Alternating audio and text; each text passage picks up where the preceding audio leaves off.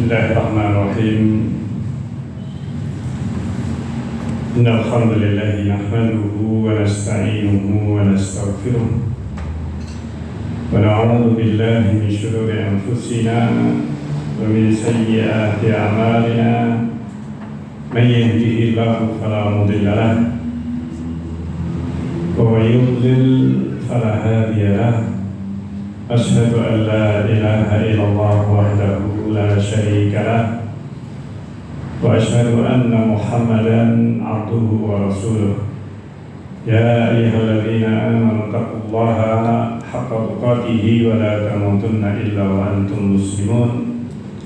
Ya ayyuhan nasu taqu rabbakum alladzi khalaqakum min nafsin wahidah wa khalaqa minha zawjaha وبث منهما رجالا كثيرا ونساء واتقوا الله الذي تساءلون به والأرحام إن الله كان عليكم رقيبا. يا أيها الذين آمنوا اتقوا الله وقولوا قولا سديدا يصلح لكم أعمالكم ويغفر لكم ذنوبكم ومن يطع الله ورسوله فقد فاز فوزا عظيما. أما بعد فإن أصدق الحديث كتاب الله وخير الهدي هدي محمد صلى الله عليه وسلم وشر الأمور محدثاتها وكل محدثة بدعة وكل بدعة ضلالة وكل ضلالة في النار. وبعد jamaah sekalian yang dimuliakan oleh Allah Azza wa Jalla, alhamdulillah kita melanjutkan kembali pembahasan kitab At-Tanbihatul Latifah ala mahtarat alaihi al-aqidatul wasfiyah. Dan sebelumnya kita telah membahas tentang biografi dari 3 ulama secara ringkas, yaitu Syekhul Islam Ibnu Taimiyah rahimahullah ta'ala yang menulis kitab Al-Aqidah Al-Wasithiyah, di mana sudah disebutkan bahwa kitab beliau ini ditulis sebagai jawaban dari surat yang berisi pertanyaan yang dikirim oleh sebagian ulama di Wasit, di salah satu negeri yang namanya Wasit. Dikirimkan kepada Syekhul Islam rahimahullah ta'ala, dan beliau setelah membaca langsung memberikan jawaban. Dan beliau menulis Aqidah Wasithiyah ini dari mulai ba'da asar sampai menjelang maghrib. Jadi beliau hanya menyusun kitab ini Wasithiyah, Aqidah Wasithiyah, ya sekitar paling 2 jaman. Ini sekitar 2 jam atau paling maksimal ya 3 jam. Ini yang luar biasa. Jadi beliau termasuk dikenal menulis dengan cepat, dan kandungan atau konten dari kitab ini banyak berisi ayat dan hadis-hadis Rasulullah SAW yang menunjukkan bahwa ini ditulis dengan hafalan. Ditulis dengan apa? Hafalan beliau. Hadis-hadis yang disebutkan di dalam kitab ini, dan menunjukkan bagaimana keilmuan beliau rahimahullah ta'ala yang demikian tajam dan hafalan yang sangat kuat. Dan disebutkan di antara pujian para ulama sejaman dengannya atau yang setelah beliau, bahwa beliau ini dikenal atau diketahui menghafal hampir seluruh hadis-hadis Rasulullah SAW. Hampir seluruh hadis-hadis Rasulullah SAW. Artinya yang diriwayatkan berbagai para ulama, Bukhari, Muslim, Abu Dawud, Tirmidzi, Nasai, Ibnu Majah, ini dihafal oleh beliau. Yang luar biasa hafalannya, dikenal hafalan beliau rahimahullah ta'ala. Dan ittila atau beliau di dalam membaca kitab-kitab para ulama,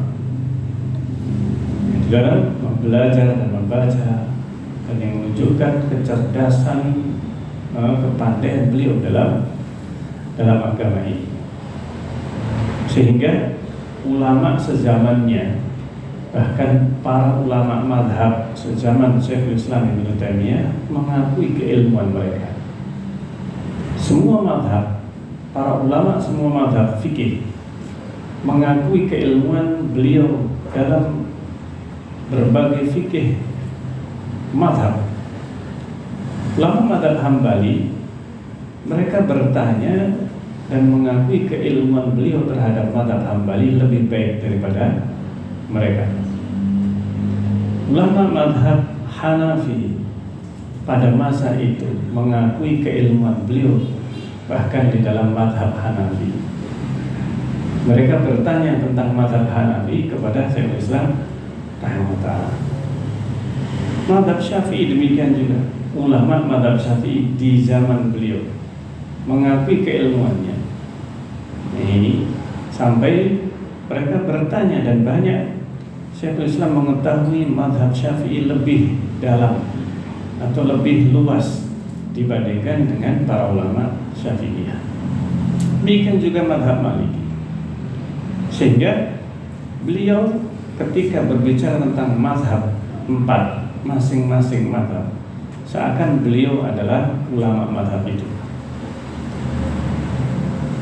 Dan bahkan bukan hanya ahli fikih, para ulama ahli usul fikih, ulama ahli hadis, mereka ketika mendengar atau membaca kitab-kitab beliau dalam hadis, mereka seakan melihat Syekhul Islam Ibnu Taimiyah ta'ala adalah takhusus dalam ilmu tersebut. Dalam ilmu mantik, dalam ilmu balaghah, bahasa Arab, sejarah, mereka mengenal beliau Syekhul Islam ta'ala sebagai ulama yang ahli dalam bidangnya. Para ulama mereka menilai Syekhul Islam paling ahli di dalam masing-masing bidang yang digeluti para ulama. Ini yang menunjukkan keilmuan yang luas beliau rahimahullah ta'ala. Nah, kemudian kita sudah membacakan sebagian atau sekelumit tentang biografi Syekh Abdurrahman bin Nasir As-Sa'di rahimahullah ta'ala yang mensyarah kitab ini, yang kita baca syarahnya beliau dan kitab beliau ini rahimahullah ta'ala. Demikian juga kita telah menyampaikan biografi ringkas bagaimana Syekh bin Baz rahimahullah ta'ala, yang catatan beliau terhadap akidah wasithiyah disertakan di dalam kitab beliau ini. Sehingga kitab ini kumpulan dari dua syarah sebenarnya, yaitu syarah Syekh Abdurrahman bin Nasir As-Sa'di rahimahullah ta'ala yang memang beliau tulis. Adapun Syekh bin Baz dinukil dari syarah beliau atau catatan kaki beliau terhadap syarah atau terhadap akidah wasithiyah.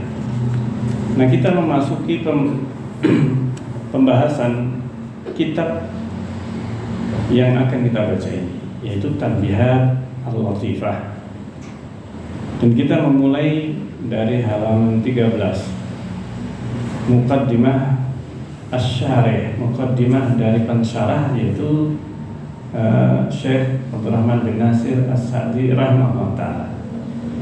Beliau mengatakan, Alhamdulillahil mawsuf, segala puji bagi Allah, al-mawsufi, yang disifati bisifatil azamah, dengan berbagai sifat keagungan, wal kibriya dan kebesaran, wal kamal dan kesempurnaan, al munazzah yang Allah azza wa jalla maha suci dia, anis syarik dari berbagai sekutu, wan naqsi dan kekurangan, wasyabah tersucikan dari asyabah keserupaan, wal misal dan permisalan atau yang semisal dengannya.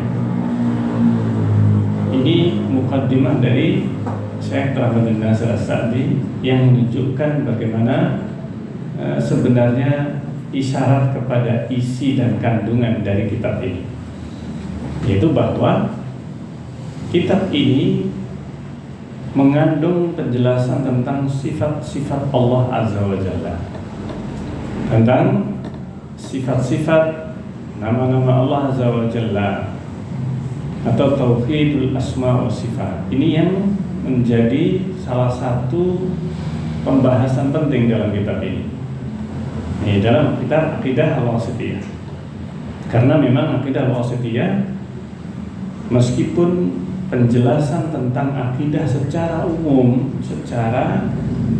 global, nah, secara keseluruhan akidah Ahlussunnah wal Jamaah, akidah para salaf, akan tetapi porsi terhadap pembahasan tentang sifat-sifat Allah ini yang paling awal atau yang paling utama dan pertama dibahas di dalam kitab ini.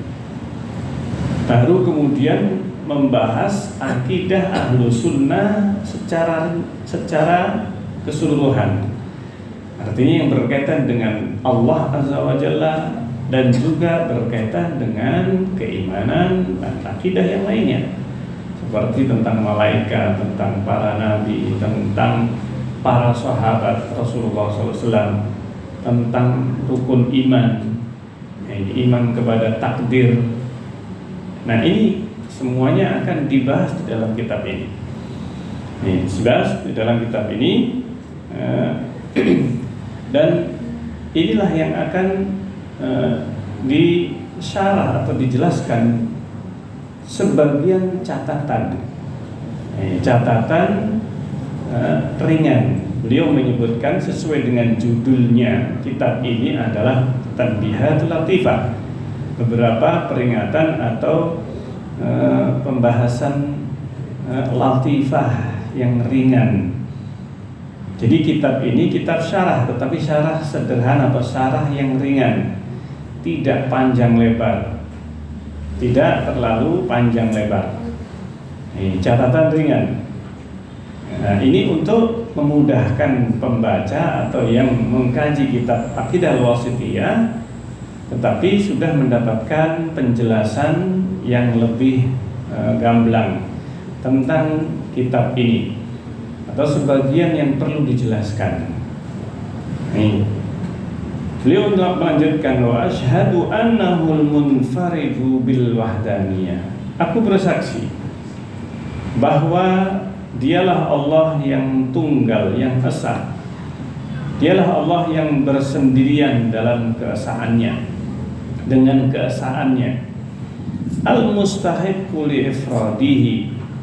Dialah Allah yang berhak untuk diesakan bil ubudiyah, dengan ubudiyah, dengan penghambaan, dengan ibadah kepada Allah. Fi kullil ahwal, di dalam segala keadaan, dalam kondisi apapun Allah berhak untuk diibadahi, dalam kondisi apapun, fi kullil ahwal. Nah, ini juga merupakan salah satu di antara hak Allah Azza wa Jalla, di antara tauhid yang wajib untuk kita yakini. Nah, ini yang pertama disebutkan tentang tauhid uluhiyah dan rububiyah Allah Azza wa Jalla. Kemudian yang berikutnya beliau bersaksi dengan tauhid uluhiyah Allah Azza wa Jalla. Sehingga dengan demikian mencakup 3 macam tauhid yang berkaitan dengan Allah Azza wa Jalla. Tauhidullah ini mengandung 3 macam tauhid. Tauhid rububiyah, tauhid yang menunjukkan bahwa Allah satu-satunya pencipta, pemberi rizki, dan pemilik alam semesta ini. Nah, ini tauhid rububiyah. Dan juga tauhid asma wa sifat, bahwa Allah yang memiliki berbagai nama dan sifat-sifat yang sempurna, yang hanya dimiliki oleh Allah Azza wa Jalla. Dan keyakinan tauhid ini harus terhunjam dalam diri seseorang. Tauhid rububiyah telah diyakini oleh kaum musyrikin dan juga kaum Yahudi dan Nasrani. Nah, kaum Yahudi dan Nasrani juga telah meyakini tauhid rububiyah. Tetapi tauhid asma wa sifat ini adalah tauhid yang sebagian di antaranya telah diyakini oleh kaum musyrikin, kaum Yahudi dan Nasrani, tetapi banyak di antaranya yang mereka tidaklah atau belum meyakininya.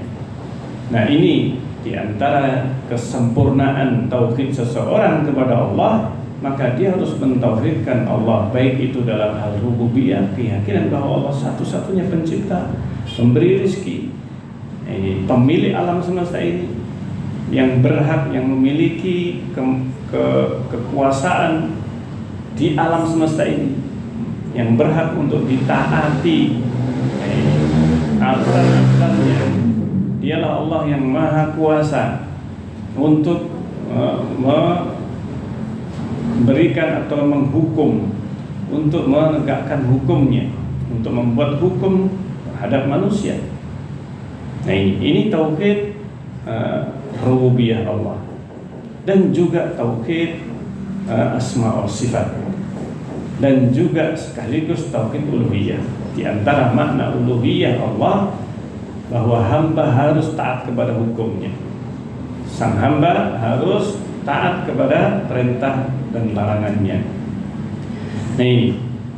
Nah, kemudian berikutnya wasallallahu, beliau setelah menyebutkan tentang Allah Azza wa Jalla, wasallallahu ala sayyidina Muhammad.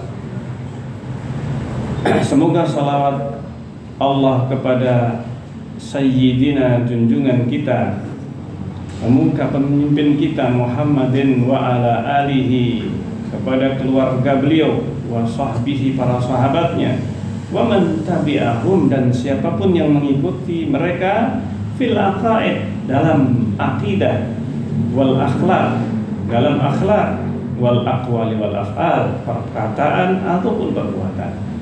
Nah, ini muqaddimah yang beliau sampaikan. Dan di dalam muqaddimah ini terdapat apa yang disebut bara'atul istihlal namanya. Di dalam ilmu syar'i, para ulama di dalam menulis kitab, mereka di dalam muqaddimahnya atau khutbah yang pertama kali disampaikan dalam kitab tersebut yang ditulis, mereka menyebutkan dan mengisyaratkan kepada konten atau kandungan dari tulisan yang akan ditulis. Maka dalam muqaddimahnya itu sudah diisyaratkan kandungannya. Nah, ini termasuk diantaranya dalam kitab ini beliau menyebutkan tentang kandungan dari akidah wasithiyah dan syarah beliau. Nah, ini kemudian beliau menjelaskan lebih detail lagi dalam muqaddimah ini tentang kitab beliau. Fahada ta'liqun latif. Ini adalah catatan ringan. Makanya disebut tanbihatul latifah judulnya. Yaitu apa? Peringatan ringan atau catatan ringan. Ala aqidati Syekhul Islam, terhadap akidah Syekhul Islam Ibnu Taimiyah Syekhul Islam Ibnu Taimiyah rahimahullah taala al-musammati yang dinamakan bil wasitiyah dengan al-wasitiyah. Al-wasitiyah ini mempunyai dua makna atau yang bisa bermakna dua. Yang satu sebagaimana di dalam muqaddimah yang sudah kita bahas, bahwa akidah wasitiyah ini tadi adalah merupakan jawaban dari surat yang dikirimkan kepada beliau, pertanyaan yang diajukan kepada beliau rahimahullah taala dari ulama wasit, qadhi wasit, yang mempertanyakan tentang apa yang harus diyakini oleh setiap muslim, apa yang wajib untuk diyakini. Maka beliau menuliskan intisari, ringkasan dari akidah para salaf, akidah ahlu sunnah wal jamaah, akidah para ulama ahlu sunnah dari mulai para sahabat, tabi'in sampai para imam 4. Ini akidahnya mereka sama, dan sampai kepada beliau rahimahullah ta'ala Syekhul Islam Ibnu Taimiyah. Maka akidah yang sudah diajarkan Rasulullah kepada sahabat, sampai kemudian diajarkan para sahabat kepada tabi'in secara estafet sampai zamannya Syekhul Islam rahimahullah ta'ala, ini kemudian diringkaskan oleh beliau dalam akidah al-wasitiyah ini. Ini makna pertama dari akidah al-wasitiyah. Maka disebut wasitiyah karena berasal pertanyaannya, sumbernya dari apa? Wasit, dan dikirim ke wasit. Jawaban ini kemudian dikirim ke wasit, surat beliau rahimahullah ta'ala, yang akhirnya kemudian tersebar. Ini tersebar jawaban ini. Yang meminta cuma satu orang, tapi qadhinya atau ulamanya, dan kemudian beredar di wasit. Akidah ini beredar di wasit, dan bukan hanya di wasit saja, tapi setelah mendengar ada tulisan atau karya atau jawaban dari Syekhul Islam Ibnu Taimiyah, yang mana dalam akidah tersebut dijelaskan akidah salafus saleh, ahlu sunnah wal jamaah, maka beredar bukan hanya di wasit, tapi tersebar ke seluruh penjuru negeri Syam pada waktu itu.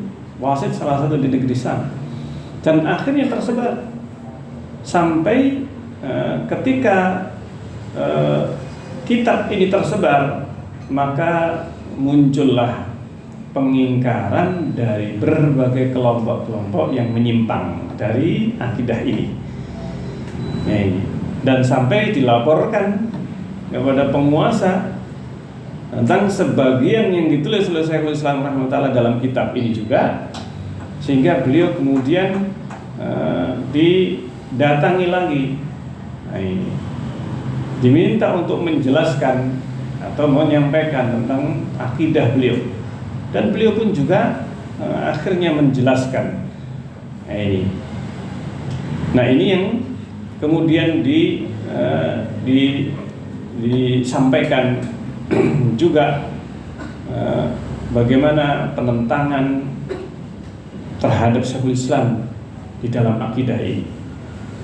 Ini yang luar biasa, di mana pada masa beliau beredar dan banyak berkembang berbagai akidah. Termasuk diantaranya yang pada waktu itu berkembang akidah Mu'tazilah, Asy'ariyah, dan berbagai kelompok yang ada, yang menyimpang di dalam memahami khususnya dalam masalah sifat-sifat Allah, hingga sampai beliau pun dipenjara gara-gara mempertahankan akidah yang ada di dalam kitab ini, sebagaimana terjadi pada Imam Ahmad bin Hanbal rahimahullah ta'ala dalam mempertahankan akidah Ahlussunnah wal Jamaah. Karena penguasanya Imam Ahmad bin Hanbal pada masanya dekat dengan seorang tokoh Mu'tazilah, pada masa itu. Dan akhirnya Imam Ahmad bin Hanbal rahimahullah ta'ala pun harus masuk penjara. Dan sampai sebagian ulama, ada sebagian yang sampai dibunuh karena mempertahankan akidah Ahlussunnah wal Jamaah ini, karena penguasanya sudah dipengaruhi oleh tokoh Mu'tazilah pada masa itu. Inilah yang menyebabkan Imam Ahmad bin Hanbal, beliau dipenjara dan beliau mempertahankan akidah ini hingga akhirnya sampai penguasanya berganti dan tetap beliau rahimahullah ta'ala juga mendapatkan ujian lagi karena kedekatan penguasa ini masih kepada mereka tokoh Mu'tazilah, yang bahkan akidah Mu'tazilah dipaksakan untuk didoktrinkan di anak-anak kaum muslimin, di negeri kaum muslimin pada waktu itu. Ini yang terjadi. Nah, disebutkan akidah wasitiyah ini. Nah, makna yang kedua dari wasitiyah itu karena sifat akidah ini adalah sifat pertengahan di antara berbagai kelompok. Ini makna wasitiyah. Wasit, apa makna wasit? Penengah. Jadi wasit itu bahasa Arab. Ya. Tapi digunakan dalam olahraga kalau di Indonesia. Ya.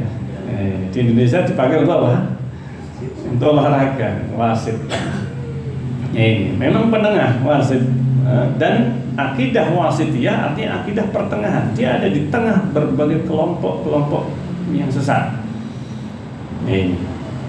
Sehingga sifat ini wasitiyah ini menunjukkan wasat, menunjukkan sifat pertengahan. Ini yang dimaksudkan wasitiyah. Itu dua makna yang berkaitan dengan akidah wasitiyah. Bisa bermakna memang ini dari wasit, nama tempat, dan qadarullah maknanya bagus. Maknanya adalah makna pertengahan. Nah, akidah ini dinamakan akidah wasitiyah allati jama'at, yang mengumpulkan ala ikhtisariha wa wuduhiha. Nah, ini meskipun ringkas dan jelas. Sebenarnya akidah wasitiyah ini kalimat-kalimatnya sangat jelas gamblang. Artinya bisa langsung dipahami. Bisa mudah dipahami. Beliau mengumpulkan jami'a ma yajibu i'tiqaduh, seluruh perkara yang wajib diyakini, min usulil iman, dari dasar-dasar pokok-pokok keimanan, rukun iman, wa aqaidihi shahihah, dan akidahnya yang benar, akidah Islam yang benar. Wahiyya, dan akidah ini, wa in kanat wadihatal ma'ani, meskipun jelas maknanya, muhkamatal mabani, meskipun sangat kokoh bangunannya, susunannya sangat bagus sebenarnya, meskipun ditulis langsung. Biasanya kalau karya ilmiah itu kalau di seluruh dunia, kalau orang pengen membuat karya tulis, ya ini harus berapa lama ya? Disusunnya ini, ya bisa apa? Setahunan mungkin ya, kalau mahasiswa S1 misalnya ya, dan seterusnya, berbulan-bulan lah minimal. Tapi beliau menulis kitab ini meskipun susunannya bagus, susunannya runut, akidah dari mulai akidah terhadap Allah Azza wa Jalla, dan kemudian selanjutnya. Akan tetapi meskipun kitab ini meskipun jelas susunannya sangat bagus, muhkam al-mabani, wadihatul ma'ani, jelas maknanya, tahtaju ila ta'liqin, tapi masih butuh catatan kaki. Masih butuh apa? Catatan kaki, ta'liq. Ini ta'liq kalau kita bahasakan catatan kaki. Yazidu fi tawdih, yang akan menambah kejelasan. Catatan ini untuk menambah apa? Kejelasan, semakin memperjelas ba'dhi ma fiha, sebagian yang ada di dalamnya, minal ayatil qur'aniyah, yang disebutkan tentang atau sebagian ayat Al-Qur'an, wal ahaditsin nabawiyah, dan beberapa hadis Nabi sallallahu alaihi wasallam. wa tubayyinu wajha dalalatiha, di samping menjelaskan kenapa ini berdalil dengan ayat ini atau sisi pendalilan alal maksud, untuk mencapai maksud tujuan dari penyebutan ayat atau hadis. Wabayan, demikian juga penjelasan wajir tiba, penjelasan sisi keterkaitan ba'dil masaili, sebagian permasalahan diba'din dengan permasalahan yang lainnya. Nah ini jadi ada korelasi kenapa setelah disebutkan hadis ini disebutkan hadis berikutnya. Kenapa disebutkan ayat ini kemudian ayat yang lainnya. Nah ini mati lampu ini. Ya.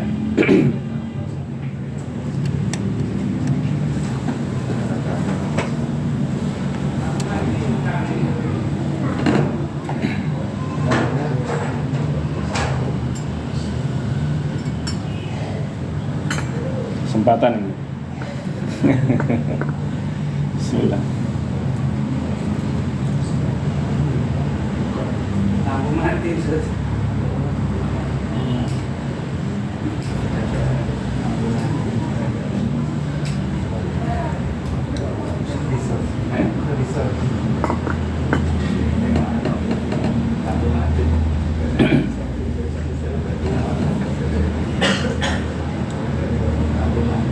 Bukan anjret ini.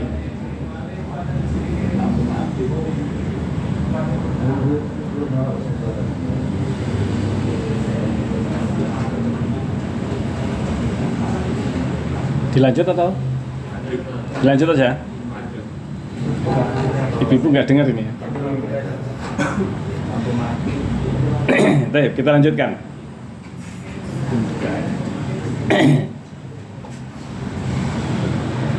Jadi beliau di samping menjelaskan atau membuat catatan kaki yang mana akan menambah kejelasan sebagian yang disebutkan di dalamnya, baik itu ayat ataupun hadis Rasulullah SAW. Demikian juga menjelaskan apa maksud penyebutan ayat dan hadis-hadis ini. Kenapa disebutkan ayat ini dan kenapa disebutkan hadis ini setelahnya, dan kenapa disebutkan setelah pembahasan ini pembahasan yang berikutnya. Ini ada kaitan atau korelasinya. Ini kenapa disebutkan ini setelah ini. Ini luar biasa. Syekhul Islam rahimahullah ta'ala di dalam menyusunnya. Nah kemudian wa jama'a ma yahtaju ila jam'ihi, wa jam'i ma yahtaju ila jam'ihi. Demikian juga beliau mengumpulkan apa yang butuh untuk dikumpulkan. Maksudnya kadang pembahasan di dalam kitab ini ada sebagian yang terulang, nampaknya berulang. Tetapi kenapa kok berulang? Nah ini juga kemudian akhirnya dikumpulkan di satu tempat. Nah ini pembahasannya atau penjelasannya. Yang butuh dikumpulkan di satu tempat maka dikumpulkan. Meskipun di dalam kitab ini terkadang terpisah tempatnya, pembahasannya. Ini karena memang beliau menyusun langsung antara habis asar sampai apa? Menjelang maghrib atau sebelum maghrib. Dan ini jawaban secara langsung. Jadi terjadi yang namanya pengulangan sedikit, sebagian pengulangan ini adalah sesuatu yang wajar. Kemudian wal isyarah ila ba'di asariha, isyarat kepada sebagian asar, sebagian pengaruh. Ini pengaruh dari penulisan kitab ini atau penjelasan wa fawaidiha, dan demikian juga faedah-faedahnya fil qulubi wal akhlaq. Apa faedah dari akidah ini? Faedah dari keyakinan yang disebutkan di dalam kitab ini, misalnya takdir. Apa faedahnya ketika kita memahami takdir? Nah, ini dengan pemahaman yang benar. Dengan pemahaman yang benar. Apa faedahnya? Fil qulubi, di dalam hati, wal akhlak, dan juga akhlak. Apa faedahnya ketika kita mengetahui makna dari ayat-ayat dan tentang sifat-sifat Allah? Apa faedahnya kita mengenal sifat-sifat Allah ini yang disebutkan di dalam kitab ini? Kenapa? Kalau kita mengetahui atau mengenal sifat Allah, Allah maha dekat, Allah maha melihat, maha mengetahui, maha kuasa, maha penyayang, pengampun. Ini Allah maha kuasa untuk melaksanakan apapun yang Allah kehendaki. Allah maha kuasa untuk mengazab hambanya, menghukum hambanya dengan adil. Dan apa kandungan atau faedahnya ketika kita mengetahui sifat kedekatan Allah, sifat pengawasan Allah? Maka ini luar biasa. Akidah ini sangat penting. Karena akidah, kalau seseorang itu punya keyakinan yang benar, maka akan mempengaruhi perbuatannya. Akan berpengaruh kepada apa? Perbuatan, asarnya. Wa tanbih likulli ma yahtaju ila tanbih alaihi, dan juga memberikan beberapa peringatan yang perlu untuk diberikan peringatan terhadapnya. Wa arjullah, dan saya berharap an yakuna hadza ta'liq, berharap bahwa catatan ini ala hadzal wasfi, dengan beberapa sifat ini yang telah disebutkan, saya berharap kepada Allah, wa an yakuna khalisan liwajhil karim.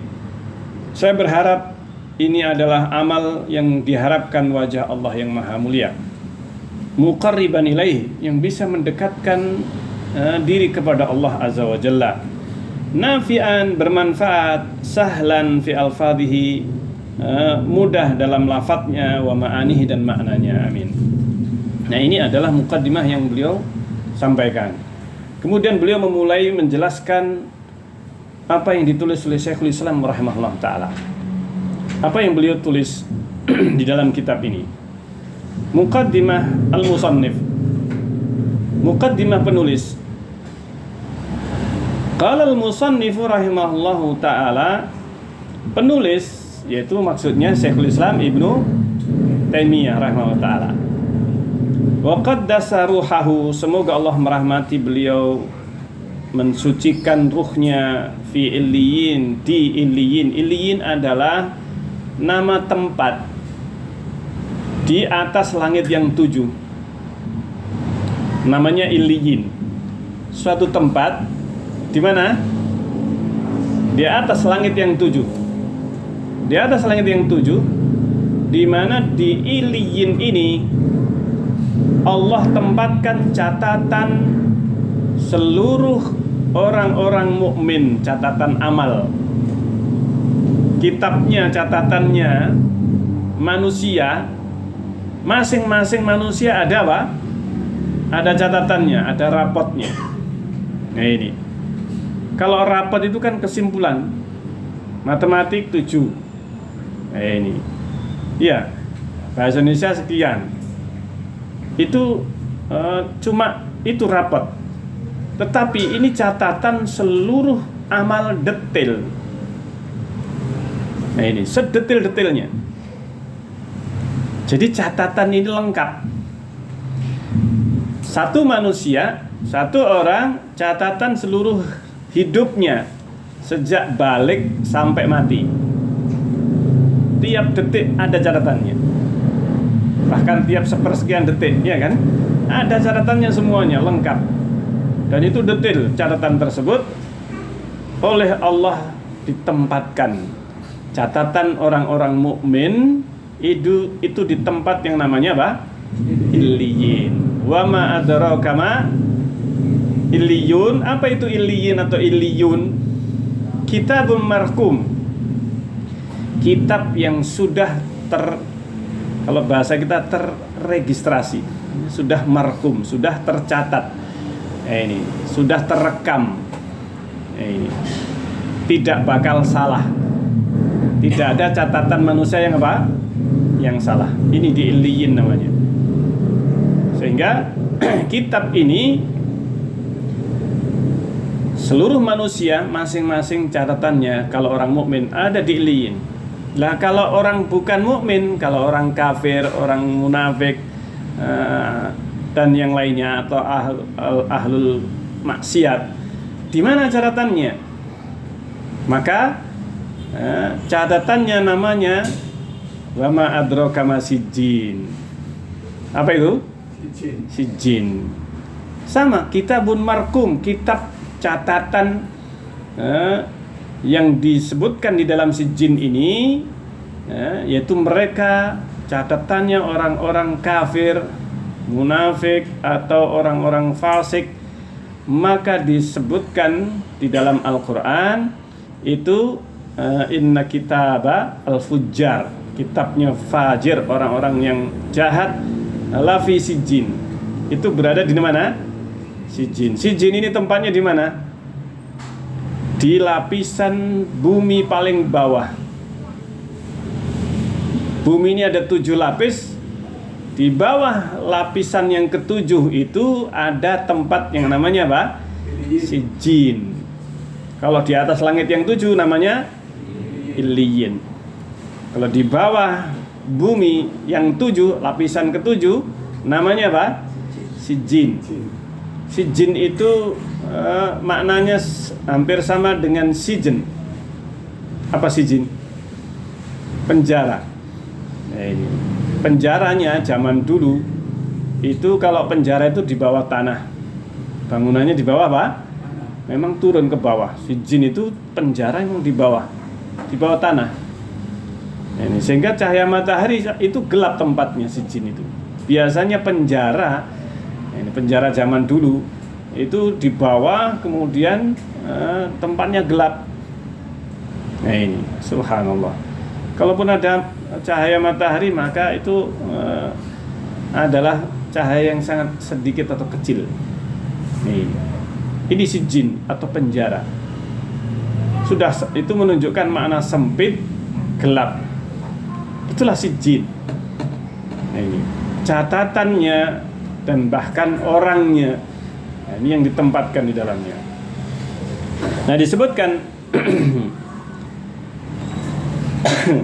semoga Allah Subhanahu wa taala mensucikan ruhnya di Illiyin, di tempat yang paling tinggi. Alhamdulillahilladzi arsala rasulahu. Beliau mengatakan, Syekhul Islam Ibnu Taimiyah rahimahullah, beliau mengatakan segala puji bagi Allah alladzi yang telah arsala, mengutus rasulahu, rasulnya Rasulullah Muhammad sallallahu alaihi wasallam, bil huda, dengan huda, dengan petunjuk, wa dinil haqqi, dan agama yang benar, liyudhhirahu 'ala dini kulli, untuk yudhhirahu, memenangkan agama yang benar ini di atas seluruh agama, 'ala dini kullihi wa kafa billahi syahida, dan cukup bagi Allah sebagai saksi. Disebutkan alhamdulillah, segala puji bagi Allah, ai jami' awsafil kamal, pujian yang dipuji Allah dengannya yaitu seluruh sifat-sifat kesempurnaan. Allah dipuji dengan seluruh sifat kesempurnaannya yang sabitatun lillah, maka seluruh sifat kesempurnaan itu ada pada Allah. Ala akmalil wujuh, dalam sisi yang paling sempurna, wa atamnya, dan paling lengkap. Mimma yuhmadu alaihi ni'amuhu, yang mana Allah dipuji nikmat-nikmatnya alal ibad, terhadap para hambanya, allati la yuhsi ahadun, yang mana tidak ada seorang pun yang bisa menghitung, minal khalqi, satu pun makhluk, ta'dadaha, yang bisa menghitungnya nikmat-nikmat Allah ini. Wa adhamuha, dan yang paling besar, nikmat yang paling besar di antara nikmat Allah adalah irsaluhu Muhammadan, adalah ketika Allah mengutus Muhammad. Ini sebenarnya nikmat paling besar. Ini lebih besar daripada nikmat makan, minum, hidupnya sekalipun manusia. Maka nikmat diutusnya Rasulullah SAW ini nikmat paling besar. Nikmat yang paling besar, yaitu apa?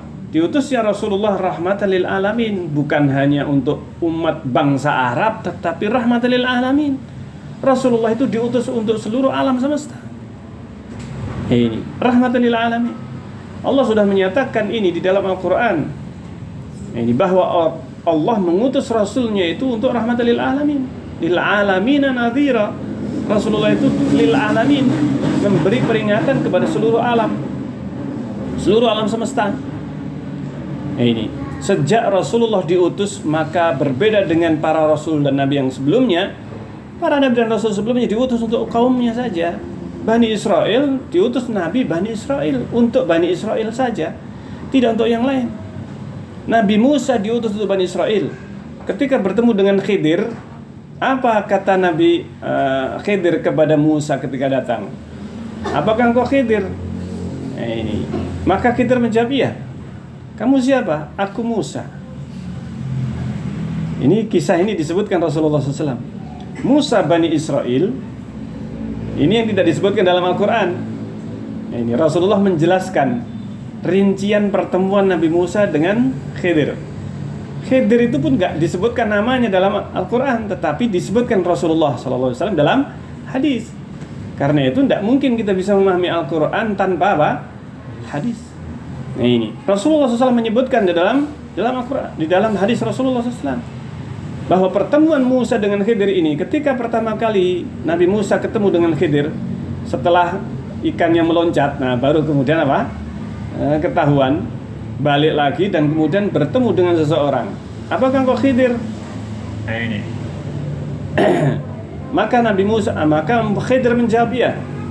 Kamu siapa? Aku adalah Musa. Nah ini. Jadi dari sini kelihatan Khidir tidak tahu kalau itu adalah siapa? Musa yang datang kepadanya.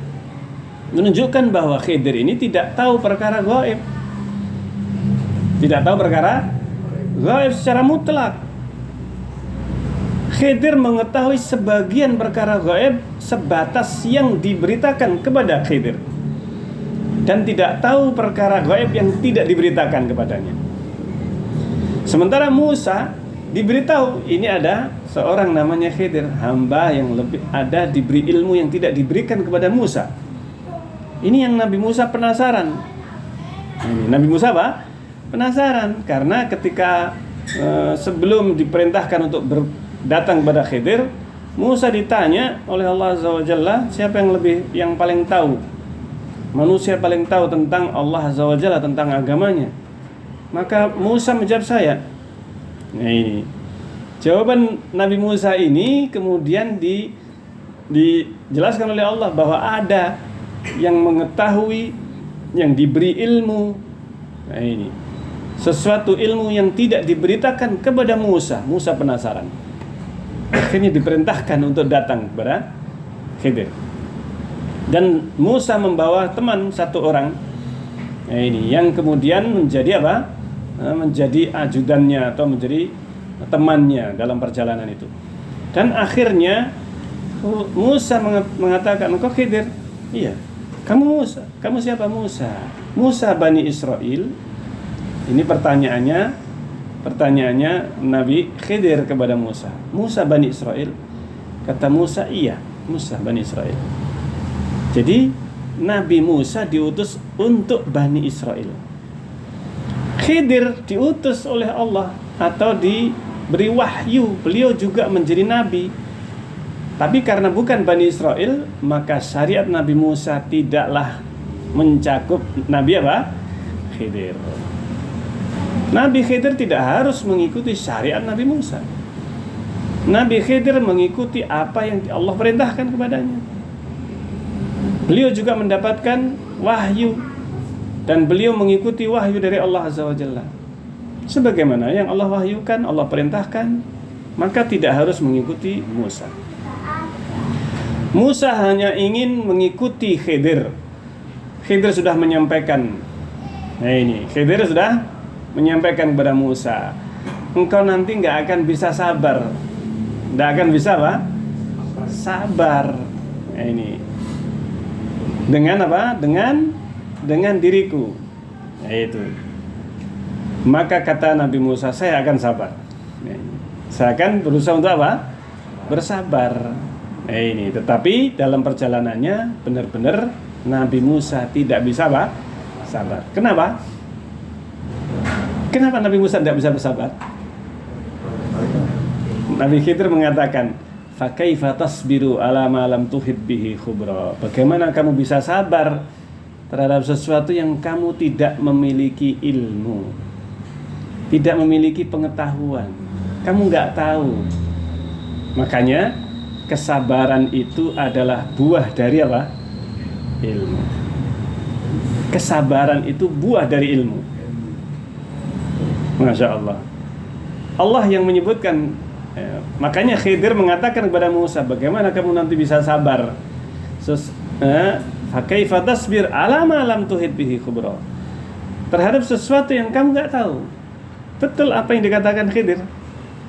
Nah ini tidak sabar. Kenapa? Khidir ketika merusak perahu, langsung dia apa? Ditegur oleh Musa. Ini gimana ini? Perahu bagus-bagus malah dia apa? Dirusak bagian depannya. Ini bagian depannya lagi. Nah ini. Maka kata Khidir kepada Nabi Musa, nah ini. Bukankah aku sudah bilang, kata Nabi Khidir, bukankah alam aqul laka innaka lan tastati'a ma'iya sabra, engkau enggak akan sabar bersamaku. Nah ini, kenapa? Karena memang Khidir mendapatkan ilmu atau memiliki ilmu tentang apa yang beliau lakukan, itu adalah perintah Allah. Nah ini, sesuatu yang tidak diberitakan kepada Nabi Musa alaihissalam. Makanya Nabi Musa mengingkari perbuatan Khidir. Padahal Khidir ini melakukannya karena perintah apa? Perintah Allah. Tapi Allah memerintahkan, mewahyukan hanya kepada Khidir, tidak mewahyukan kepada Musa. Masya Allah. Nah ini. Nah kita kembali kepada kitab ini yang menunjukkan bahwa para nabi mereka diutus untuk seluruh kaumnya masing-masing. Khidir diutus oleh Allah berbeda, bukan untuk Bani Israel. Bani Israel ada sendiri. Nabi Musa, Nabi Isa, dan nabi-nabi Bani Israel yang lain. Rasulullah diutus untuk seluruh manusia. Rahmatan lil alamin bil huda, dengan membawa petunjuk. Alladzi huwal ilmun nafi'. Apa itu petunjuk al-huda? Huda petunjuk maknanya secara bahasa terjemahannya. Apa maknanya petunjuk? Maka dijelaskan al-huda huwal ilmun nafi'. Huda adalah ilmu yang bermanfaat. Jadi petunjuk yang dimaksudkan di dalam Al-Qur'an bil huda wa dinil haqqi liyudhhirahu 'ala dini kullih. Ini adalah ayat yang maknanya apa yang dimaksudkan petunjuk? Ilmu. Rasulullah itu membawa ilmu yang bermanfaat. Wa dinil haq, agama yang benar, alladzi huwal amalu sholeh, yaitu amal soleh. Apabila dikumpulkan antara huda dan dinil haq, maknanya berbeda. Huda ini adalah ilmu, adapun din, agama yang benar adalah apa? Amal soleh. Tapi kalau terpisah maknanya sama, mencakup dua-duanya. Liyudhhirahu ala jami'il adyan, untuk memenangkan di atas seluruh agama bil hujjah. Bagaimana maksudnya menang itu? Bagaimana kemenangan agama ini? Dengan apa? Bil hujjati wal burhan. Yang pertama itu dengan hujjah. Dengan hujjah. Ini. Dengan argumen, dalil. Ini kemenangan agama ini. Kenapa? Karena hujjah itu wahyu dari Allah Azza wa Jalla yang belum atau yang tidak dirubah, yang tidak akan bisa diganti, dirubah, diotak-atik. Ini Al-Quran dan hadis Rasulullah SAW. Adapun yang sebelumnya, agama-agama yang sebelumnya, Nasrani, Yahudi, dan yang diutuskan kepada Bani Israel, Nabi Musa, Nabi Isa, Taurat dan Injil, sudah diganti, dirubah oleh mereka, sehingga sudah nggak bisa lagi dijadikan sebagai apa? Hujah. Ini sudah banyak ayat-ayat yang diganti sehingga maknanya saling bertentangan, berseberangan satu dengan yang lainnya. Kenapa? Karena sudah ada campur tangan manusia, sudah rusak. Ini kandungannya, isinya sudah rusak. Meskipun tidak semuanya, bisa jadi masih ada. Ini sebagian ayat-ayat itu yang asli masih belum dirubah, tetapi sudah tidak bisa lagi dipilah dan dipilih mana ini yang masih asli, mana yang sudah dirubah. Ini.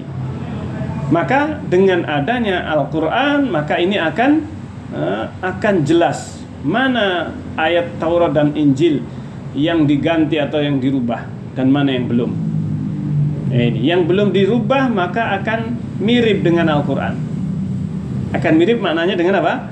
Al-Quran. Dan ada sebagian dari ayat-ayat yang ada di dalam Taurat dan Injil, Perjanjian Lama dan Baru. Perjanjian Lama dan Perjanjian apa? Baru. Ya, Perjanjian Lama ini Taurat, Perjanjian Baru adalah apa? Injil.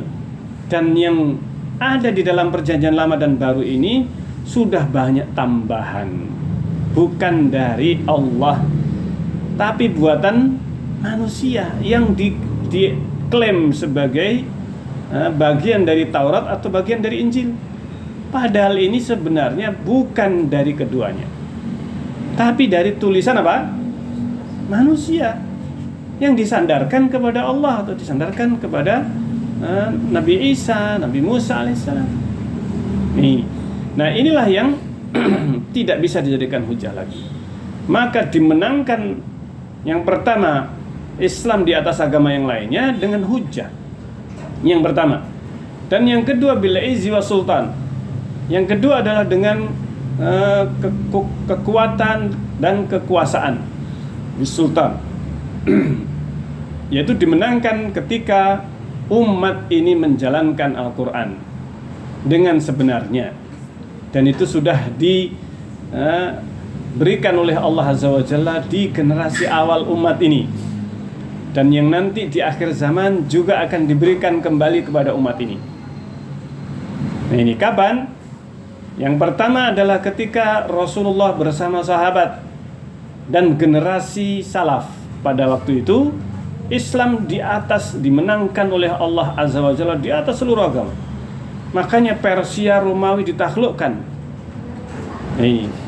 Yang disebut dengan zaman keemasan Islam ini ketika ditaklukkan Persia Romawi. Umar bin Khattab radhiyallahu anhu ketika menjadi khalifah, pada saat itulah dikuasai Romawi, dikuasai Persia. Padahal dua kekuasaan ini, Persia dan Romawi, dua kalau kita kenal sekarang superpower, ya, adidaya. Ini Amerika, kemudian negara Barat, Cina, Rusia dan seterusnya, ya.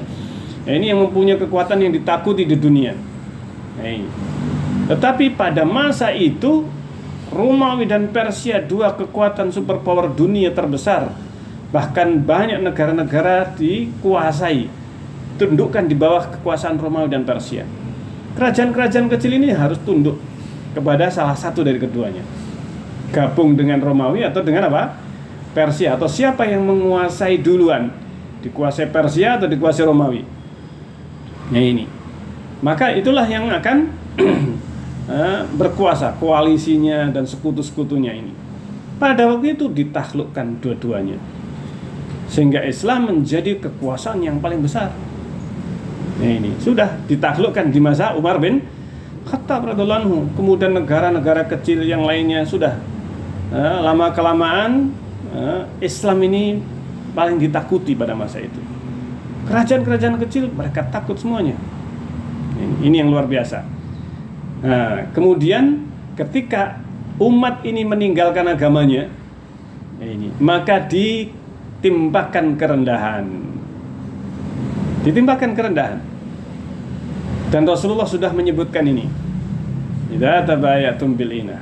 Apabila kalian sudah berjual beli dengan sistem inah. Sistem inah ini sebenarnya berbau riba. Jual beli bentuknya, tapi sebenarnya apa? Hakikatnya riba. Hakikatnya riba. Jual beli hanya dipakai sebagai kamuflase jual belinya. Nah ini, tetapi hakikatnya ada apa? Riba. Ini sifat jual beli inah yang sekarang ini luar biasa. Banyaknya bentuk inah. Rata-rata kredit yang sekarang ini bentuknya adalah apa?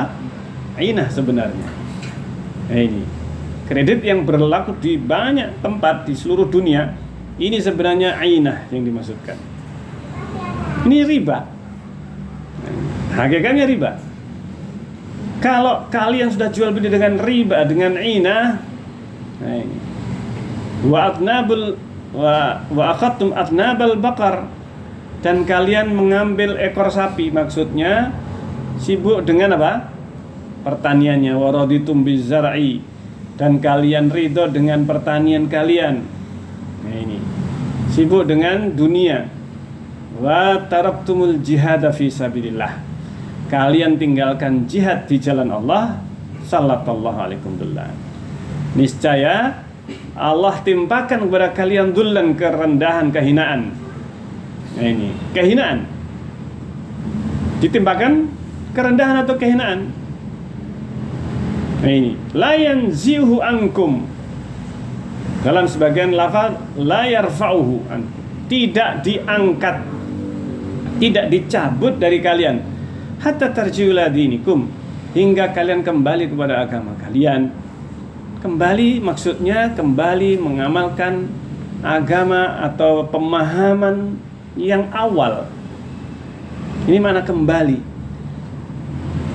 Hatta tarji'u ila dinikum, sampai kalian kembali kepada agama kalian. Maksudnya kembali kepada agama yang pertama kali diajarkan Rasulullah kepada kalian. Dalam satu riwayat atau satu lafadznya, hatta turaji'u dinakum, hingga kalian memurajaah, mempelajari kembali agama kalian. Masya Allah. Jadi salah satu yang akan menjadikan umat ini diangkat dari kerendahan atau kehinaan, yaitu dengan mempelajari kembali apa yang diajarkan Rasulullah kepada sahabat. Mempelajari kembali akidah salaf, akidahnya generasi salaf. Generasi pertama umat ini yaitu Rasulullah, para sahabat. Inilah satu-satunya jalan untuk kita mendapatkan kemuliaan yang dicabut oleh Allah. La yanzihu ankum, kehinaan itu tidak akan dicabut, artinya tetap akan mengalami kehinaan. Umat ini dikuasai oleh kaum kufar. Kaum kufar nggak takut lagi kepada kaum muslimin, padahal dulu awal-awal generasi pertama umat ini ditakuti.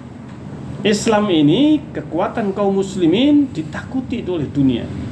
Rasulullah menyebutkan salah satu yang diberi oleh Allah, ada 5 perkara yang diberikan kepada Rasulullah dan umatnya. Ini yang belum pernah diberikan kepada umat sebelum Rasulullah.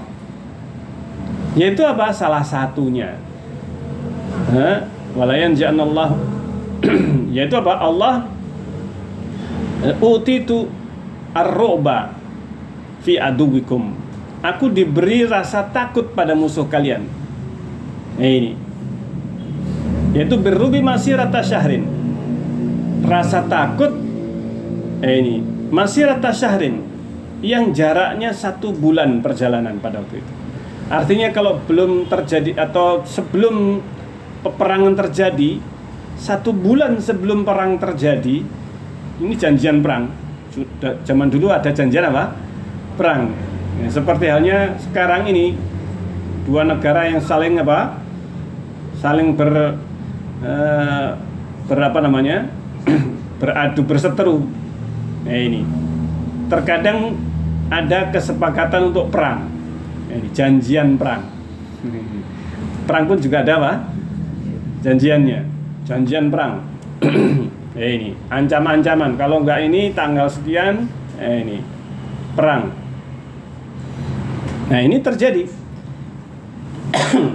Kalau sudah ditetapkan 1 bulan sebelumnya, misalkan perang ini 3 bulan lagi peperangan, kemudian mendekati masa-masa perang, hari hanya 1 bulan, ini 1 bulan sebelum peperangan terjadi, musuh ini sudah dikasih rasa takut. Nah, ini nusirtu birru'bi masirata syahrin, kata Rasulullah. Aku diberi pertolongan oleh Allah dengan 1 bulan perjalanan, rasa takut musuh. Ini. Tetapi itu dicabut oleh Allah. Karena apa? Umat ini ditimpakan kerendahan. Nah, ini walayan ja'annahu fi qulubi aduwikum al-makhafah. Dicabut rasa takut pada musuh kalian. Nah, ini karena apa? Karena umat ini sudah sibuk dengan dunianya. Nah, ini kalau ini enggak kalau ini enggak dia kembalikan, nah ini kapan dicabutnya? Dicabutnya oleh Allah rasa takut atau rasa apa? Kerendahan atau kehinaan pada umat ini, yaitu kalau kembali kepada apa? Agamanya. Nah, ini mempelajari kembali agamanya. Nah, itu. Nah, kemudian disebutkan wa kafa billahi syahida, dan cukup bagi Allah sebagai saksi ala sidqi rasulihi, Allah sebagai saksi atas kebenaran rasulnya, wa haqiqati ma jaa bihi, dan cukup Allah sebagai saksi atas hakikat apa yang datang atau yang dibawa oleh rasulnya sallallahu alaihi wasallam, wa syahadatuhu ta'ala, dan Allah mempersaksikan biqaulihi, Allah bersaksi biqaulihi wa fi'lihi, dengan perkataan, dengan firman Allah, dan juga dengan perbuatan Allah azza wa jalla. Wa ta'idihi li rasulihi, demikian juga Allah membuktikan persaksiannya itu dengan ta'yidihi li rasulihi, dengan pembelaan dan penguatan kepada rasulnya, bin nasri wal mu'jizat, dengan pertolongan Allah dan juga dengan mukjizat. Allah berikan Rasulullah itu mukjizat. Ini salah satu pertolongan Allah, mukjizat ini. Ditunjukkan oleh Allah kekuasaan Allah pada makhluknya dengan mukjizat. Bagaimana mukjizatnya? Para nabi dan rasul diberi mukjizat oleh Allah. Nabi Musa, mukjizatnya apa? Tongkat yang dipukulkan membelah lautan, jadi ular dan sebagainya. Ini mukjizat untuk menguatkan rasulnya. Ini pertolongan Allah. Demikian juga Rasulullah SAW, banyak mukjizat. Nah, ini banyak mukjizat yang Allah berikan. Salah satu mukjizatnya tadi rasa takut pada musuh. Kemudian dibantu oleh para malaikat. Nah, ini diturunkan para malaikat. Pada saat perang Badar, oleh Allah diutus 1000 malaikat. Diturunkan oleh Allah azza wa jalla 1000 malaikat. Demikian juga berbagai berita, perkara-perkara yang gaib, yang tidak akan bisa diketahui kecuali oleh Rasul. Yaitu perkara gaib yang diberitahukan kepada Rasulullah, nanti akan demikian, terjadi demikian, dan terjadi persis sebagaimana yang beliau kabarkan. Kemudian banyak kejadian ketika tidak ada air, Allah jadikan air memancar dari jari jemari Rasulullah sallallahu alaihi wasallam. Ini mukjizat. Nah, ini makanan yang melimpah pada saat paceklik. Nah, ini para sahabat semuanya kenyang, padahal makanannya hanya apa? Sedikit. Ini berbagai mukjizat. Wal barahinil mutanawwi'ah, demikian juga berbagai bukti-bukti yang bermacam-macam. Nah, ini ad-dal yang menunjukkan ad-dali kullu wahidin minha, yang keseluruhannya menunjukkan masing-masing dari mukjizat dan berbagai hujjah pertolongan Allah tadi. Nah, ini cukup untuk menunjukkan persaksian Allah. Allah menyaksikan seluruh apa yang ada, dan Allah menguatkan Rasulnya. Ini saja satu persatu ini sudah menjadi apa? Bukti kebenaran Allah Azza wa Jalla. Bagaimana fa kaifa bi jami'iha, bagaimana kalau seluruhnya itu apa? Dikumpulkan. Ala risalatihi wa sidqihi, yang menunjukkan kebenaran risalahnya dan kebenaran Rasulullah sallallahu alaihi wasallam. Wa anna jami'a ma jaa bihi huwal haq, dan bahwa seluruh apa yang dibawa Rasulullah adalah kebenaran. Min aqaid wa akhlaq, baik itu akidah, akhlak wa adab wa a'mal, ataupun a'malin wa ghairiha dan yang lainnya. Wa asyhadu an la ilaha illallah, dan aku bersaksi bahwa tidak ada yang berhak disembah melainkan hanya Allah wahdahu la syarikalah, semata tidak ada sekutu baginya. Iqraran bihi wa tauhidan, ini sebagai iqraran bihi, iqrar dan tauhid. Ai uqirru wa atarif, aku akui, aku mengakui, aku ikrarkan, musaddiqan wa munqadan, dan sebagai bentuk pembenaran dan ketundukan, annahu, bahwa sanya la yastahiqul uluhiyah, tidak ada yang berhak untuk disembah, diibadahi, wahya tafarrudu bi kulli kamal, dan keuluhiyahan adalah tafarrud, keesaan, bi kulli kamal, dalam segala kesempurnaan. Illallah, tidak ada kecuali hanya milik Allah. Wa annahu la yastahiqul ibadah, bahwasanya tidak ada yang berhak untuk diibadahi illa huwa, kecuali hanya Dia, wahdahu, semata, la syarikalahu, tidak ada sekutu baginya. Walihada qala, karena itu beliau mengatakan iqraran bihi, ini adalah ikrar, ini ai bil qalbi wal lisan. Ikrar itu apa maknanya? Yaitu dengan hati dan lisan. Ikrar itu bahasa Arab, itu harusnya qaf, ikrar. Tapi orang Indonesia pakainya apa? Ikrar. Harusnya apa? Ikrar. Tapi ya, kita menyebut ikrar. Sudah jadi bahasa Indonesia, iya kan? Mengikrarkan, artinya dengan hati dan lisan. Wa tauhidan, dan tauhid. Ai ikhlasan lillah, yaitu ikhlas hanya kepada Allah.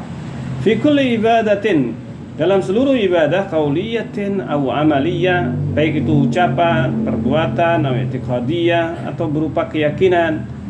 Wa 'adhamu ma yuwahhadu bihi, dan yang paling agung, paling besar, yang bisa disatukan dengannya atau ditauhidkan Allah, wa yutaqarrabu ilaihi, dan didekatkan kepadanya, tahqiqul aqidati salafiyah, yaitu merealisasikan akidah salaf. Ini akidah salaf ini yang harus kita kita ikrarkan, kita esakan Allah dengannya, dengan akidah yang benar, akidah yang diyakini para salaf. Ini akidah salaf, akidah yang sudah diyakini oleh para salaf. Al-muhtawi 'alaiha hadzal kitab, yang terkandung dalam kitab ini, dalam kitab akidah wasithiyah. Wa bi tahqiqil aqidati, dan dengan merealisasikan, artinya menanamkan keyakinan akidah yang benar, akidah salaf itu ke dalam hati, ini namanya merealisasikan akidah.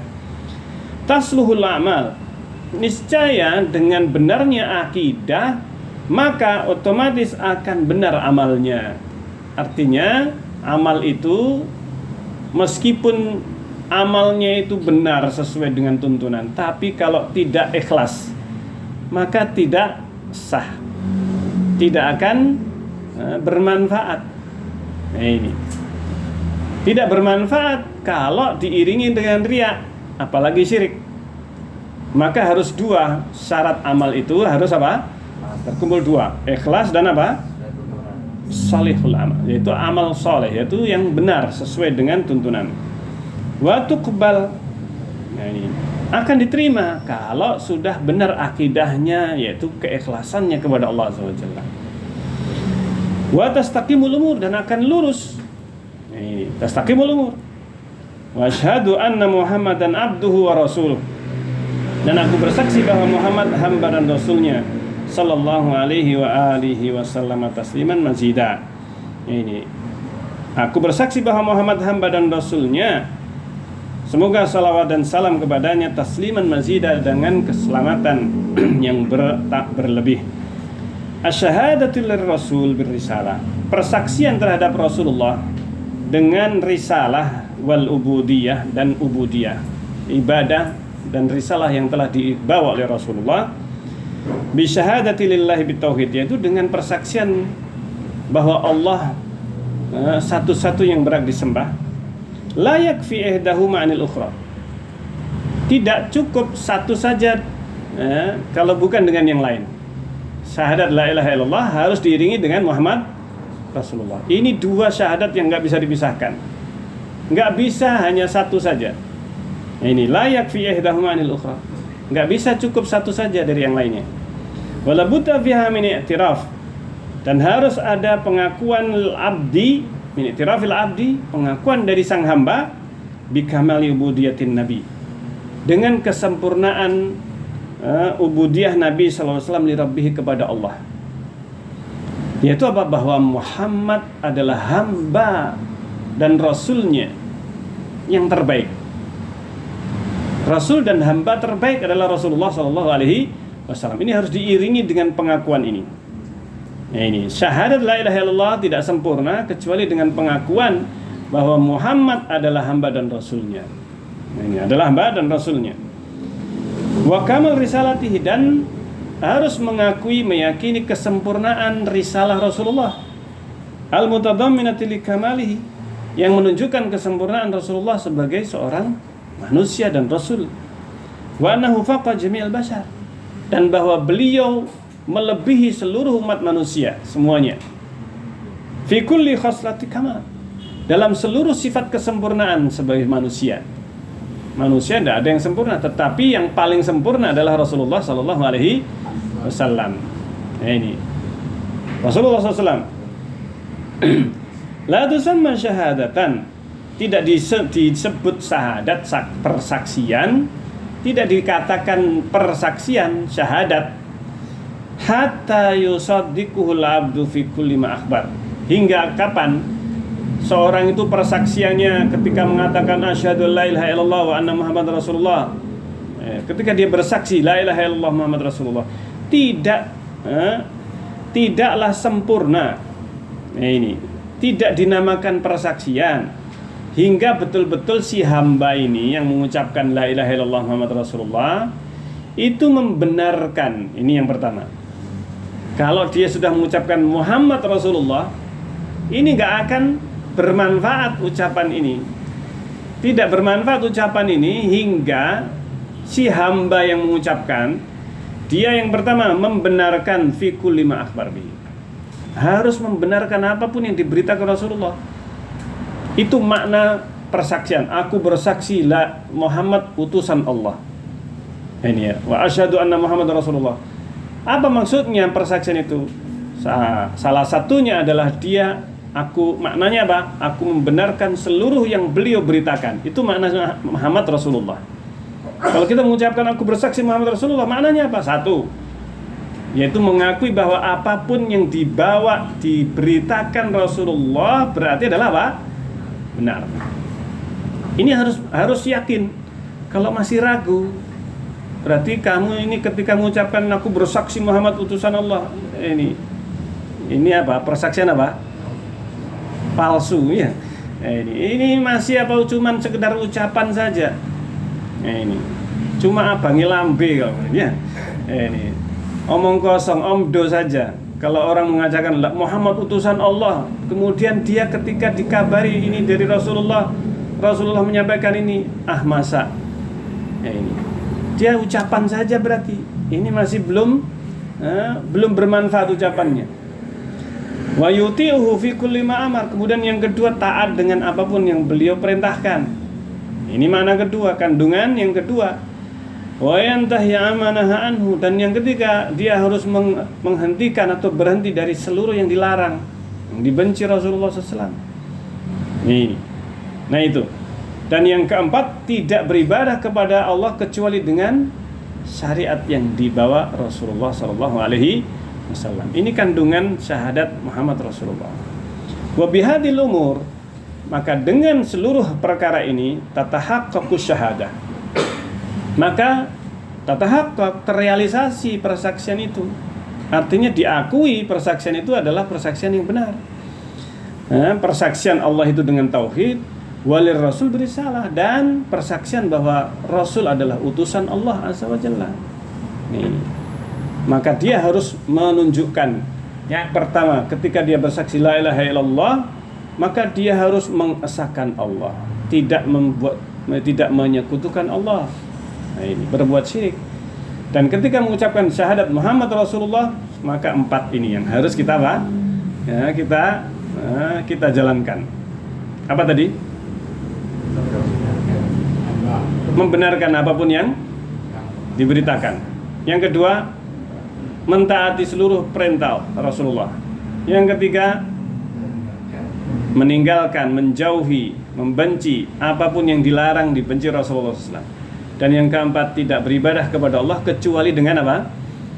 Syariat yang dituntunkan Rasulullah SAW. Baik. Nah, ini yang bisa kita bahas dalam kesempatan ini.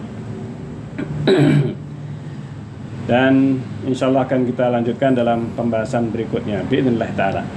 Baik, mungkin sebelum ditutup apabila ada pertanyaan, tafadhol.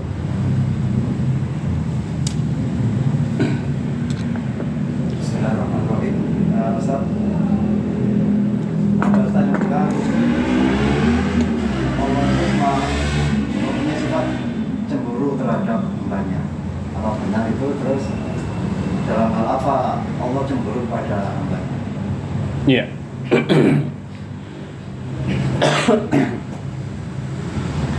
Salah satu di antara sifat yang disebutkan oleh Rasulullah SAW adalah sifat kecemburuan Allah Azza wa Jalla.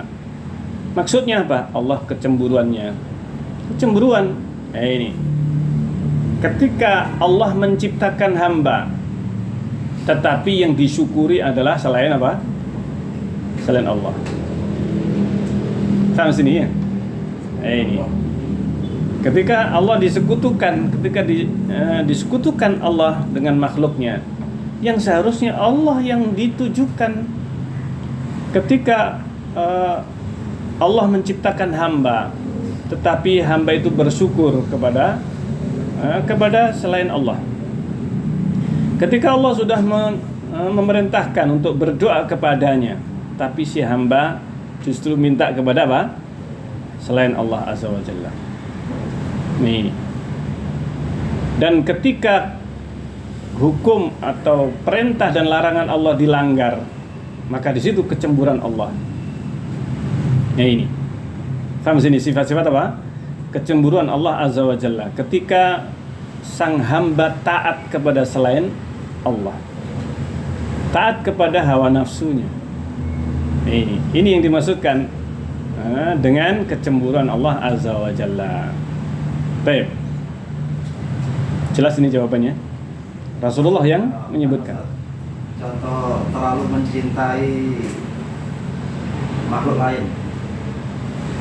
Jadi ini apa termasuk Allah cemburu juga? Mencintai, cinta ini ya. Terlalu mencintai artinya berlebihan di dalam mencintai. Ini juga termasuk apa? Yang akan membuat kecemburuan Allah. Dan salah satu di antara kesyirikan, syirik yang disebut syirik mahabbah, syirik cinta. Sampai sini ya, syirik cinta. Yaitu apa? Ketika yang seharusnya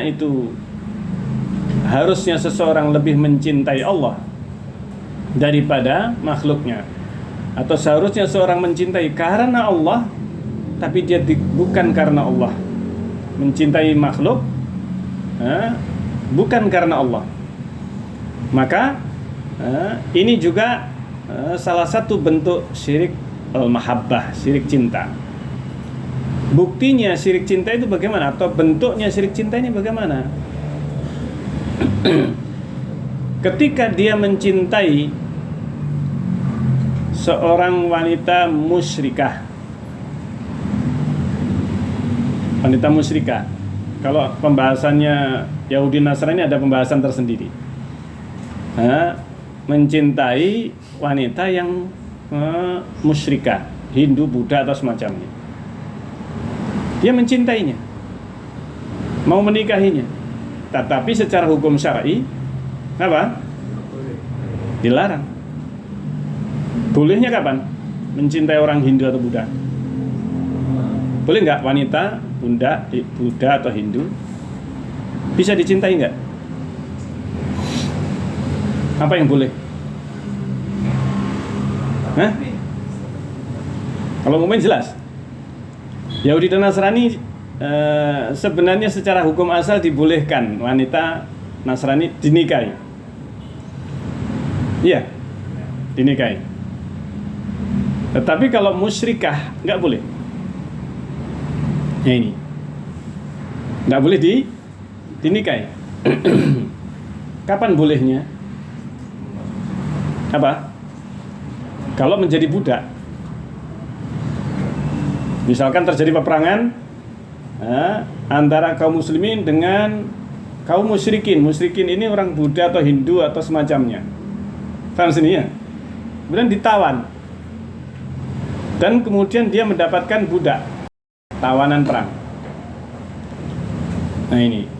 Dan dia kemudian dia boleh dia menggauli budaknya. Kalau dia memang apa? Budaknya, bukan pembantu loh ya. Nah ini beda kan? Nah ini budak ini dia adalah apa? Milik majikannya. Maka apabila dia tidak bersuami, nah ini tidak menikah, misalkan budak menikah suami istri, maka majikannya ini sudah nggak bisa lagi menggauli apa? Budaknya yang wanita yang dia sudah menikah juga dengan budaknya, sama-sama budaknya dia nikahkan. Budak laki-laki, dia punya budak laki perempuan dan dikawinkan. Dia sudah nggak bisa menggauli budak wanitanya ini yang sudah menikah. Tapi kalau perawan atau janda dan dia menggauli budaknya itu, maka ini masih boleh, dibolehkan. Nah itu, meskipun dia budak ini Yahudi, Nasrani, Buddha, Hindu dan seterusnya, boleh. Nah ini. Nah yang nggak boleh ketika apa? Ketika dibebaskan, nggak boleh, kecuali dia sudah mukmin. Nah menikahinya ini yang tidak dibolehkan, menikahi budak perempuan. Baik. Nah mencintainya melebihi apa? Atau dia kemudian akhirnya nekat saking cintanya kepada apa? Wanita itu, dan wanita itu tidak mau masuk Islam, akhirnya dia menikahi meskipun tidak dibolehkan di dalam Islam, tapi karena kecintaannya dia nekat. Nah ini, sehingga dia menikahi wanita yang budak atau Hindu, maka ini yang haram hukumnya. Berarti dia cintanya melebihi cinta kepada apa? Allah. Buktinya itu adalah ketika berbenturan antara cinta dia kepada sesuatu, manusia atau benda, berbenturan dengan Allah, aturan Allah. Ini haram, tapi dia mencintainya. Milih mana dia? Dia tinggalkan yang haram ini, ataukah dia melanggarnya? Maka itu akan kelihatan cintanya lebih besar mana? Cinta kepada Allah ataukah cinta kepada apa? Kepada yang dia cintai ini. Nah ini, seperti tadi, dia mencintai wanita, ternyata dia Buddha atau Hindu dan tidak mau masuk Islam. Dia tetap nekat menikahinya. Nah ini, meskipun itu melanggar syariat, maka sudah, dia berarti lebih mencintai apa? Cintai ini. Ini kecemburuan Allah demikian besar. Nah itu. Nah itu. Jadi ini yang harus kita perhatikan. Akan kelihatan cinta itu lebih besar mana, cinta kepada Allah atau kepada selain Allah pada saat berbenturan. Harus apa? Memilih. Mana yang harus dia pilih? Apakah dia memilih ini atau justru ini? Nah, ini kalau dia memilih cinta kepada Allah, maka dia tinggalkan yang haram meskipun dia cintai. Tapi dia tinggalkan, kenapa? Karena Allah mengharamkan. Karena Allah mengharamkan. Nah ini. Dia mencintai khamar, mencintai zina. Nah ini zina meskipun dia adalah ini muslim kok. Iya, tapi zina haram hukumnya. Harus dinikahi dulu. Kalau dia tetap ingin melakukannya, berarti dia lebih menyukai mengikuti hawa nafsunya daripada apa? Aturan Allah Azza wa Jalla. Demikian. Itu. Nah, demikian. Jadi akan kelihatan lebih besar mana cinta dia kepada Allah ataukah kepada selain Allah. Itu pada saat berbenturan antara dua hal ini. Dan aturan Allah itulah yang dicintai oleh Allah. Nah ini aturan Allah adalah yang dicintai oleh Allah Azza wa Jalla. Nah ini ketika dilanggar berarti dia melanggar sesuatu yang bertentangan dengan cinta Allah. Baik, kira-kira paham di sini ya? Ada lagi? Saya pernah dengar bahwa Allah tidak akan menciptakan segala semesta ini kecuali ada Nur Muhammad. Iya, benar, itu hadis. Itu ada hadis. Yaitu apa? Hadis yang lafadznya awwalu ma khalaqallahu nur Muhammad wa khalaqa min nurihi kulla syai'in. Yang pertama kali diciptakan oleh Allah adalah nur Muhammad. Cahaya apa? Muhammad. Dan dari cahaya Muhammad ini Allah menciptakan segala sesuatu. Bagus gak hadisnya? Iya, ini hadis palsu. Apa hadis? Hadis apa? Hadis palsu yang sampai sekarang banyak dibacakan, terutama di majelis maulid ya, dan selainnya. Ini. Nah ini hadis yang palsu dan yang semakna. Apa yang semakna? Ada lagi hadis yang lain yang semakna dengan hadis ini. Laulaka ya Muhammad, laulaka ma khalaqul aflaq. Nah ini, laulaka ma khalaqul aflaq. Nah ini, wahai Muhammad, seandainya bukan karena engkau, tidaklah aku ciptakan seluruh alam semesta ini. Kalau bukan karenamu, maka tidak aku ciptakan seluruh alam semesta ini. Jadi ini ada hadis-hadis yang searah, tapi semuanya hadis apa? Palsu. Cukup disebut sebagai hadis palsu. Nah, ini jawabannya jelas. Paham sini ya? Iya. Jadi apakah benar yang pertama kali diciptakan Nur Muhammad? Hadisnya palsu dan bertentangan dengan hadis yang sahih bahwa yang pertama kali diciptakan oleh Allah adalah apa? Al-qalam atau arsy.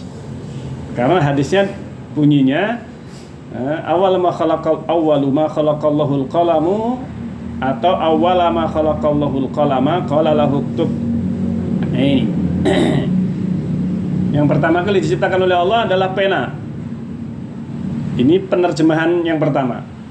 Yang pertama kali diciptakan oleh Allah adalah pena. Hadisnya sama ini lafadznya, tetapi harokatnya beda, maknanya juga beda. Kalau awalu di dhamma maka nyala.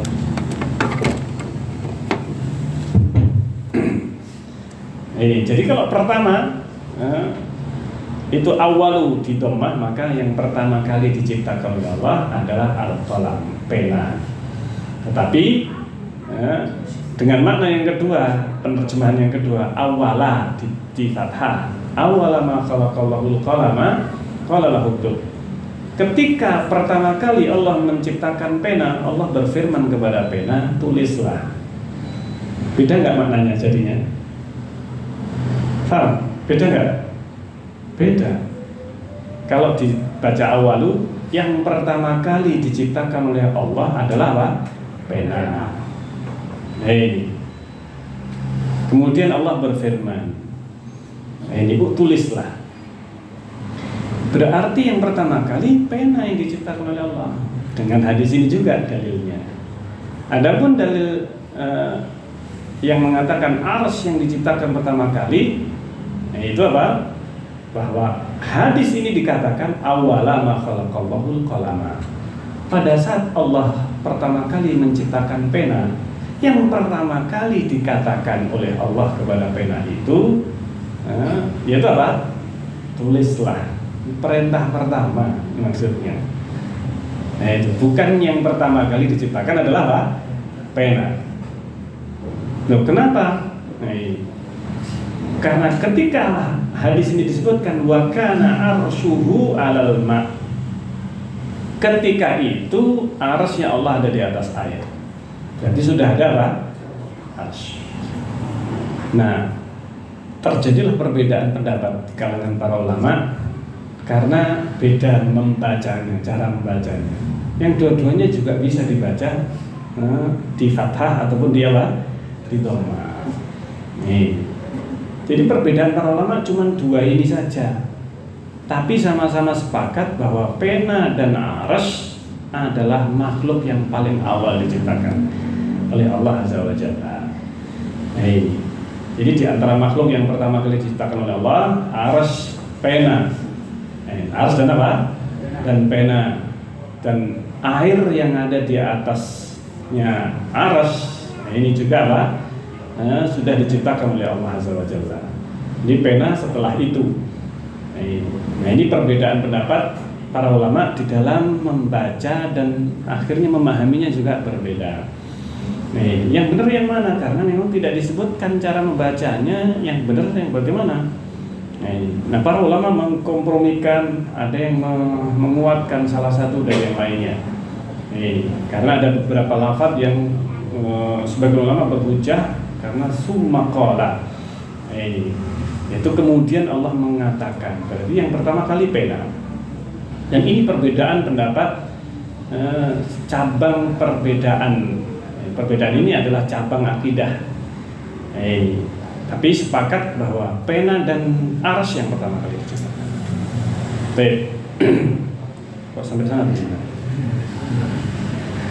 Ya. Jadi ini bertentangan dengan hadis ini. Yang pertama kali diciptakan adalah Nur apa? Muhammad. Hadisnya apa? Hadis palsu. Di samping maknanya bertentangan dengan hadis yang apa? Yang sahih ini tadi. Itu. Jadi yang diciptakan oleh Allah bukan Nur Muhammad. Bahkan banyak rentetan hadis-hadis palsu yang lainnya. Yaitu apa? Ada dialog Jibril dengan Rasulullah. Muhammad Rasulullah dialog dengan Jibril. Ini rangkaian Nur Muhammad tadi. Itu. Ketika itu Jibril bertanya, Rasulullah bertanya kepada Jibril, wahai Jibril, itu cahaya apa itu? Maksudnya yang dilihat oleh Rasulullah SAW. Jibril menjawab, saya tidak tahu. Saya tidak tahu. Cahaya itu artinya sudah dilihat oleh Jibril. Ketika itu sudah muncul. Ketika ditanya Jibril, kapan kamu diciptakan? Ini sejak kapan kamu diciptakan? Umurku berapa? Jibrilnya menjawab, saya tidak tahu. Tetapi ketika diciptakan itu sudah muncul setiap 70.000 tahun cahaya itu. Dan aku sudah melihat 70.000 kali. Berarti berapa umurnya? 70.000 kali 70.000. Ini Jibril sudah menyaksikan atau melihat cahaya itu muncul setiap 70.000 tahun. Dan saya sudah melihat 70.000 kali. Berapa? 4,9 miliar. Jadi usianya siapa? Jibril dalam hadis itu 4,9. Saya sudah melihatnya sebelum, sejak dia diciptakan, dia sudah melihat cahaya itu sejak apa? Sejak 70.000. Itu cahayanya apa? Saya tidak tahu. Maka kata Rasulullah SAW, itu cahayaku. Rasulullah mengatakan apa? Itu cahayaku. Cahayanya Rasulullah SAW.